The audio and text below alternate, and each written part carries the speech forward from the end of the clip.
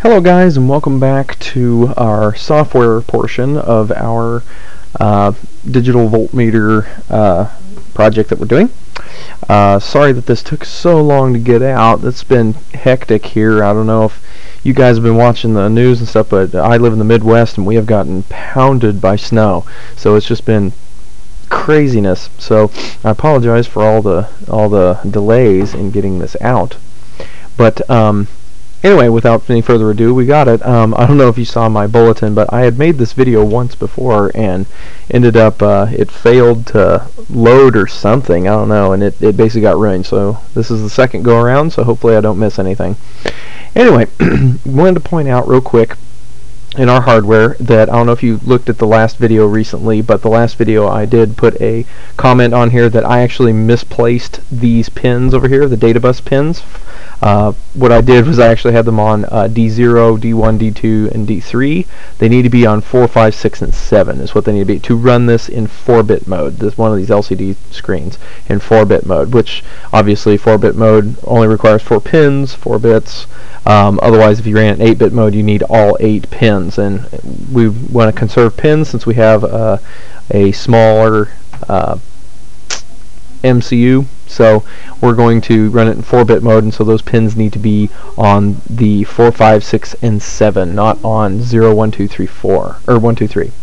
So anyway, pointing that out, that's that. However, I wanted to point out another thing. I was going to do this with the PIC16 HV616. The only problem with that was the fact that the HV616 is the high voltage one, and you have to do kind of you have to play games with putting a resistor in your supply in your VDD to then set a current that's internal to it, and there's kind of a whole bunch of stuff. It's kind of an ordeal to do that. So what I figured that I would do, since this was so delayed, I'm going to switch this to a 676 chip is what I'm going to do. So our normal 16F 676, in fact I got the data sheet for it, so just a 676 chip is what we're going to be using instead. And what I'll do is the next set of videos that I'll do will be how to set one of these up properly with the voltage regulator, because those of you that don't know what an HV series is, it has an internal voltage regulator, so that way we don't have to have like our little voltage regulator here. We can just put the 12 volts straight to the chip, and the chip has its own internal regulator. And so I think I'll do videos on how to do that later. This one will be just on a 676 chip, just due to time restraints. So now I'm probably going to do this into 2 parts, because this video is going to take a while, because there's a lot to explain with interfacing with the LCD and doing the ADC. I'm going to explain as much as I can, so I may do this in 2 pieces. So this may be the first piece to the software, which will be explaining interfacing to the LCD using the high-tech C compiler. My other LCD video that I have on my channel was only using the CCSC compiler, and that one pretty well has a lot of pre-built tools for you, and it places basically the data over a port. What we're doing is we're mapping our pins. We've got we're going to they usually use the RS, the enable, the read write, and the data bus. They put it all over one big port. Well, in the 676 case or the 616 case, you don't have an 8-pin port. You only have 6, I think. And so not all of it can fit on one port, and you may for some reason have different things configured, because remember, all these pins share different things. You may have different pins configured for different things, and you can't place it all over one port, so you may need to split it up. And that's what I'm doing here, is all the RS and the register select and the enable pins go to port A, basically A0 and A1, and the data bus comes out of port C. So using the high-tech C compiler, we can actually split that up and everything, and I'm going to show you exactly how to configure your LCD .c file that has all the functions in it. So without further ado, let's get to that. Grab our LCD.c. Okay, so what we're going to do is this is the file that we're going to build for our LCD screen. I need to update these comments. I've kind of changed this around from what it says. It's saying port D. No, we're using port C. But anyway, I'll need to change that comment around. It'll be correct in the zip file that I upload as usual. On my channel, there's the project code link. If you click on that, all of my videos, all the code for all my videos and everything will be zipped up in a zip file for you to download. so that way you can follow along and kind of play with that code and see what you can make. So without further ado, what I did here was I've got the include .h file. What I did was I'll show you that. I created a header file. This is just kind of normal programming etiquette that has all my prototypes in it. This one will be called in the main function. So if we look at the main function or the main file, it's got the .h in there, and that calls our function prototypes. So that's how you do prototype declaration. So anyway, here's the actual definitions of everything. So what we're doing here is, or at least in C, sorry, get back to the LCD.C. Here we go. So what we're going to do, this was already in here. This file is also available if you download the High-Tech C compiler, which you can download for free. It will compile, I think, it's got a certain like so many words that it can compile that they'll let you do for free without purchasing the standard or professional version of it. You can program a little bit of stuff with it. That's what I'm using here. I'm using the compiler that you download for free off of Microchip's website, and this file is in with that, and it's just the LCD.C file. Now we're doing a lot of modification to that file to get it to work for what we want to. Truth be told, whenever I've used this file straight out of the box, it hasn't worked. You have to kind of modify it. So I don't know what chip they based this file on, but it hasn't been any of the ones that I've used. So anyway, let's go ahead and get into it. I've rambled on long enough. This is just an if define. If you haven't defined your crystal frequency, it'll define it at 4 megahertz. Well, we have back here in our main function, I'd go ahead and define a 4 megahertz clock. So that makes this kind of irrelevant. So that's what that was. We've got your includes. Here's where we define our pins. So we've got, let me see if I can't, well, see if my Alt Tab will work for me. We've got the register select and the enable pin, and then there's this RW. This is read write pin. You can actually read characters or read command functions or read different things from this LCD screen. Since we're not going to be reading anything, we're going to be writing out to it most of the time, we've just connected that to ground. And so that puts it into full write mode, where it'll just accept stuff coming to it. It won't turn any of these pins into I/O and send stuff back. So that puts it into write mode. But then we have the register select pin, I can't talk, and the enable pin that come back, and those are connected to RA0 and RA1. And that's what you see here. I'm declaring our LCD-RS as RA0 and our enable is RA1. Our data is going to be put across port C. As you can see, C0, C1, C2, and C3 is our data bus. So that's going to be where port C goes. And then, I wanted to show you this file really quick. And this file will be included in the zip.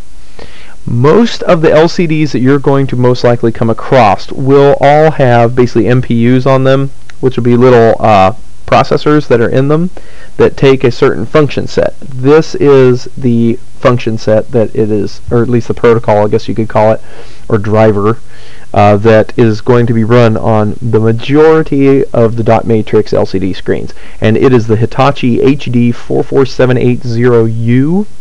And that one is the main driver protocol, what do you want to call it, that will be run on all these different dot matrix LCD screens. So 16 by 2, 16 by 4, the 40 by 2s, just almost every one of them that you'll see that's a dot matrix generally will be controlled by this protocol / driver. So this will be included. I highly recommend you flip through it if you really want to get into programming LCD screens. Flip through this this little document. It tells you everything you want to know, from what all the pins are, how they work. See there's this RW thing is right here. RW, it selects read or write. 0 is write, 1 is read. So we've got ours set to 0 by grounding it. So it's in write mode, like I said before. There's the RS, the register select bit. That lets you know if you're going to be in instruction mode or if you're going to be doing writing characters. It's basically like a character mode is the other way. Instructions mean it's like commands, like clear screen or go to commands, or if the cursor setting up the cursor to blink or not blink, or to be shown or not shown.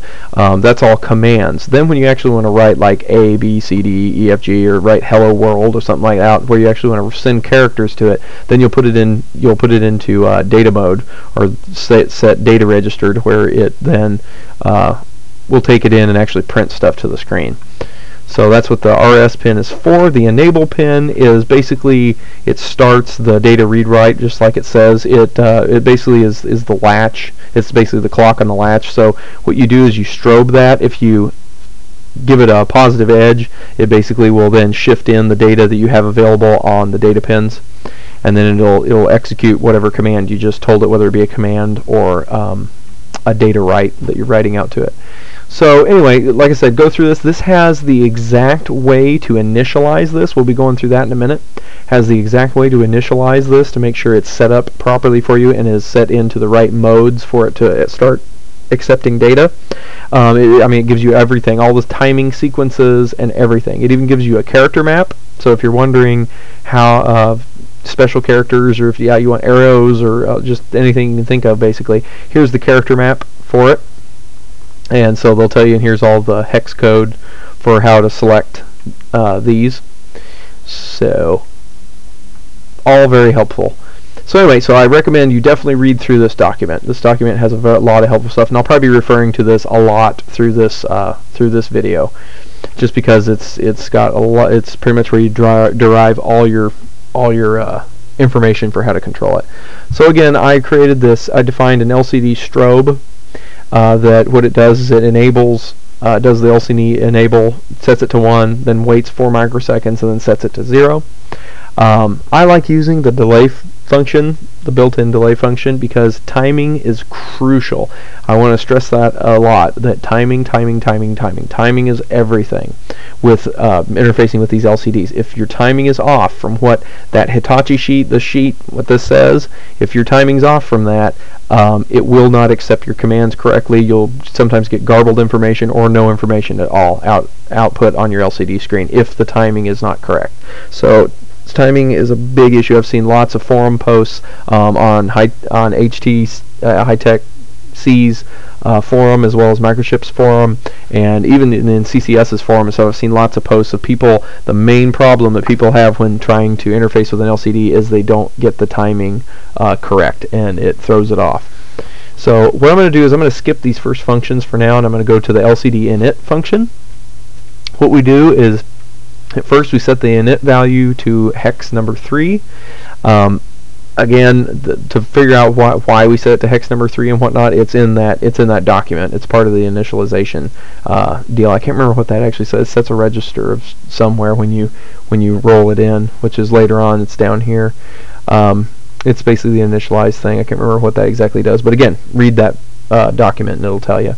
So we do our delay sequence. We delay, we write that data out, we strobe it in, we delay again, we strobe and delay and strobe and delay. And like I said, we've got 5 milliseconds, 200 microseconds, 200 microseconds. Those are all very crucial. Those have to be those values and those values only.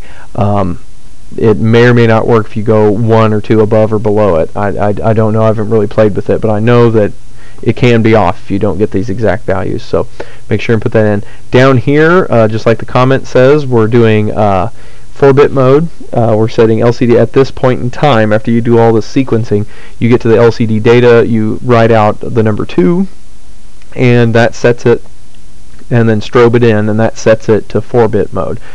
In this place, I think it's either a 2 or it's a 4.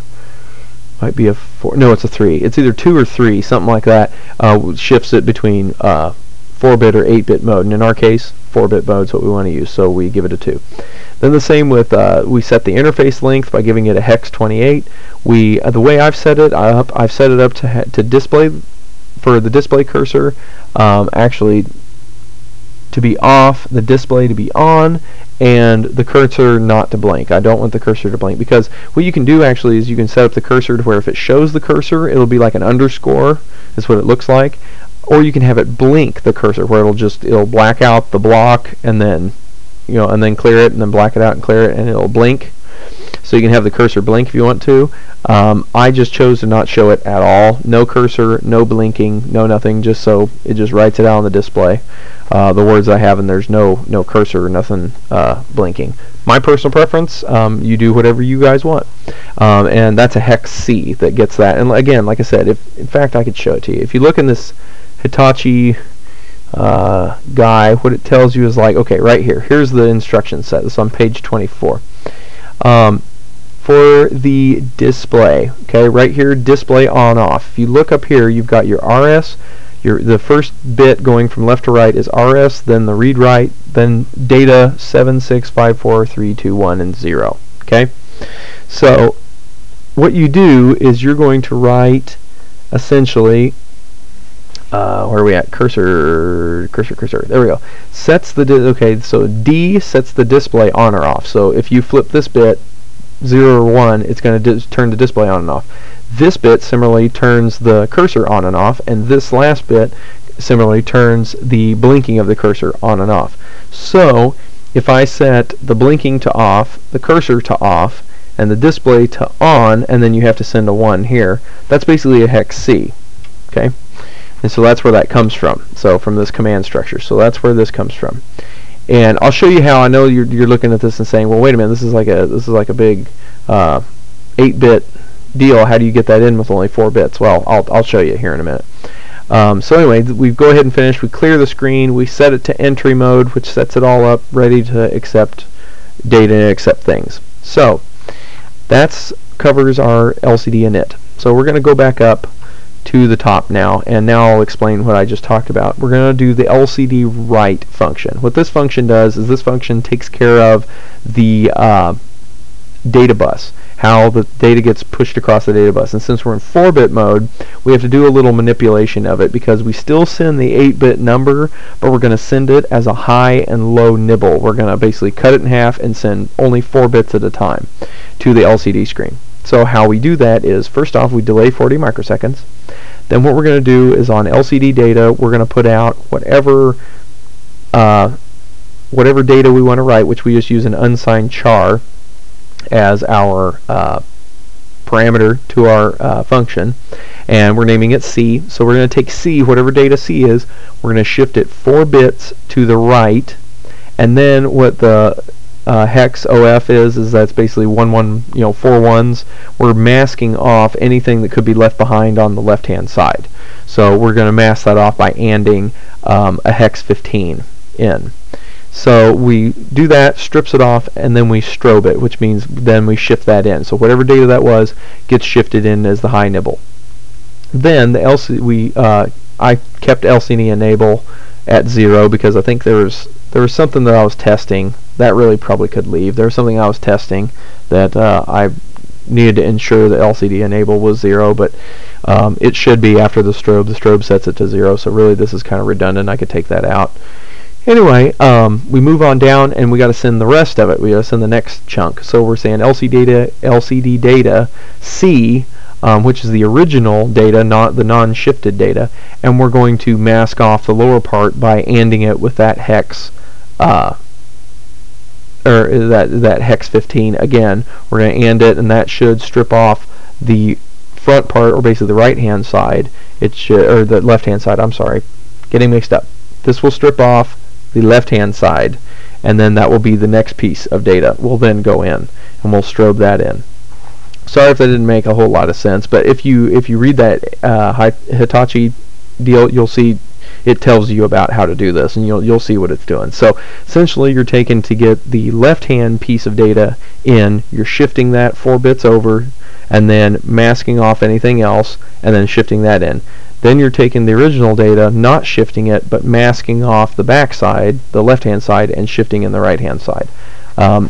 If you need more explanation than that, maybe I can make a video drawing the bits and everything, but for this one I'm kind of pressed for time, so I'm going to just kind of blow past it. If you have any questions with this, let me know. Maybe I can do a little video or something showing how that bit operation works, because when you start doing bitwise stuff, it starts getting confusing. So apologize if it's confusing, but this is basically what works and how it works. We've got the LCD clear. We're going to set the RS to 0, which is the command mode. Basically, you set that to 0. That puts the device into command mode. We're going to write out a hex 1 and then delay 2 milliseconds. And what that does is that hex 1 in the command, and again, refer to the Hitachi manual to see what commands, what hex numbers you need to put in for commands. But that will do, that will go through our LCD write function, and it'll send a hex 1 to it in command mode, which will clear the screen. Same thing with put S. This is our put string command. It takes in an array, which basically if you put a string of letters like hello world in quotes, that makes an array of characters. It's going to put that in. You're going to set the register select bit to 1, which puts it into write mode, and then you're going to say while S, so basically while not end of the array, you're going to write that, you're going to write each character. So you're going to increment the pointer, which will increment the array, and it'll write, like if it's hello world, you'll write the H, then the E, then the L, then the L, and it'll keep going, and it'll loop till you get to the end of the string. Now when we go to write character, same thing as write S, but without the loop. We're going to set the register select bit to 1, that way it puts it into write mode, and then we're going to write out whatever character that you input as a parameter to this function. We're going to write that out using the LCD write command. LCD go to is going to be our go to command. Basically, we can position the cursor wherever we want on the screen and then to begin writing.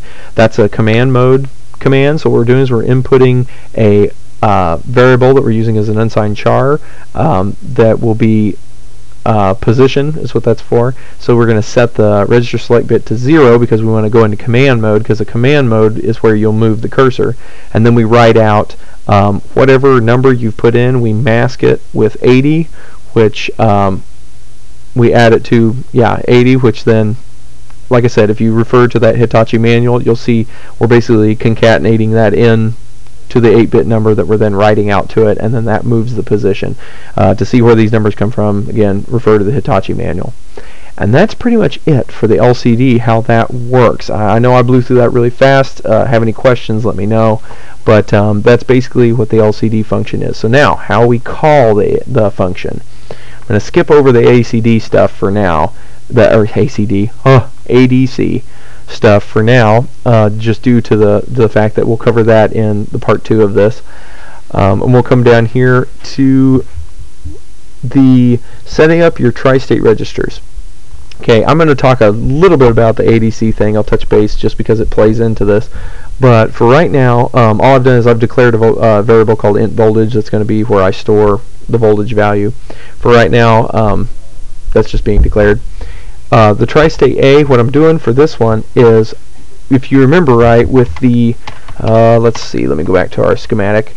With our schematic, we've got A0 and A1. Those are both basically outputs because we're just outputting to the LCD. However, the RA4 is going to be an input because we're inputting this analog signal in. So RA4 is going to be an input, so that means the 4th bit, so you always start from right going to left, so 0, 1, 2, 3, 4. The 4th bit is going to be a 1, the rest will be zeros for the tri-state, or the tris A. Will be that way, and that way that sets that as input, the rest are all outputs. Now, tris 3 is going to be all output because the port C, we're just outputting everything. So that one's going to be all output, so it's just a hex 0.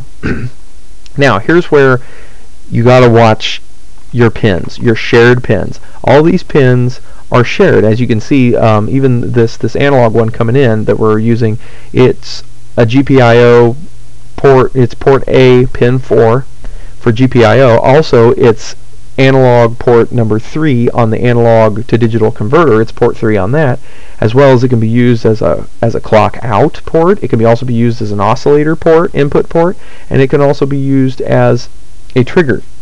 Okay, so it has a bunch of different, and on this, this doesn't really show it, but it can also be used as a comparator port. It has onboard comparator on the chip, the 676 chip that I have. It can also be, in fact, I could just grab that guy's data sheet right quick, and let's go to device overview. Actually, let's back up here. Let's back up to there. Let's back up here. So basically, as you can see, RA0 is AN0 as well as CN. RA1 is also a CN, and then where's the RA3? RA3 is an oscillator clock out. It's a bunch of stuff, so you're sharing a bunch of things. You have to make sure that you configure this properly. And one of the main things that I actually struggled with, I actually messed up when I first did this, was I forgot about one of the pieces. First thing you do is, since it's shared by the analog to digital converter, you have to set up the AN select, basically analog selection register. Where that is, if you want to know, is go in the data sheet for your device, go to the analog to digital converter section, and you scroll down through and you should come to the AN select. Okay? It's this right here. This is the analog select register. What this is this tells the MCU what ports are going to be digital I/O and which ports are going to be analog input. Okay, I think by default they are all analog to start with. So if you're using some for digital and some for analog, you may get mixed functionality. Since they're all set for analog, you may not get them to work as digital ports. You may be telling it to shift to a 1 and it just stays at a 0. So you have to set this register up. Now, this is where it gets kind of confusing. We are on port A, pin 4, but pin 4 is associated with analog input number 3. So that's a little confusing, but that's what it is. So we want if the binary form of this register is everybody else we want to be digital I/O, but we want AN3, the analog input number 3, which is where our voltage measurement basically is connected, to be an analog port because we want to be able to measure it. So it's going to be a 0, a 0, a 0, and then we want a 1 on port 3, and then the rest 0, 0, 0 to be all zeros. Which, if we go back to our code, that's exactly what we have. The first, we got 0, 1, 2, and then the third one is a 1 set to analog, and then the rest are 0 set to digital. So that sets up that. So now the AN select has everything set up as digital output except for the one that we want to be an input. Now, this one is also equipped with a comparator. Okay, it's equipped with a comparator. The comparator module also uses the RA0 and RA1 ports for its inputs. Well, that will mess up our, let's see, where's that at? That will mess up our register select and our enable pins because they go to 0 and 1. Okay, so we have to make sure and set the comparator to turn it off. That way it does not connect those pins to the comparator, because then it won't be used as GPIO. So if you look down through here, you'll find, if I find it, the comparator module. Click on that. And there is a CM-con, which is comparator module configuration. And if you notice, it shows that the first 3 bits, 0 through 2, the first 3 bits, is the comparator mode bits, is what this is. And it says figure 6.2 shows the comparator mode bit setting. So we'll click on that. And you've got comparator reset, you got comparator with output, you've got output interface, you've got comparator off. And if you, as you can see, basically if you set this, which is a 1, 1, 1, is what you set those 3 bits to, it will ground down the 2 inputs to the comparator, and it releases for digital, that's what the D's are, DDD, RA0 and RA1 right there, and RA2 apparently. Those all become digital I/O. So we want to give a 111, back up here, for these first 3 bits of this register. So these first 3 bits will be 111, and then the rest can be 0 because we're not setting anything else up. So if we go back to our code, we've got a hex 7, which 3 ones is a 7, right? So we set that up. Now our stuff is configured properly. All of our pins are set up as GPIO. They're not connected to any other things. They're set up for exactly what we want to use them for. So now we call our LCD init function, which initializes the LCD. We also go to position 0, which means that it's going to be in the upper left-hand corner of the screen. So it's at position 0. And then we put S voltage in quotes, and that will put that whole string out to the screen. So that's, I think, where we're going to stop right here for this first half. We're going to stop with this being the LCD portion of it. We're going to come back with part 2, and that will be the how to deal with the ADC and how that's going to work, as well as how it's going to play into printing stuff to the LCD screen, some do's and don'ts and how-tos on that. So I will wrap everything up in the next video. Just hope to see you there.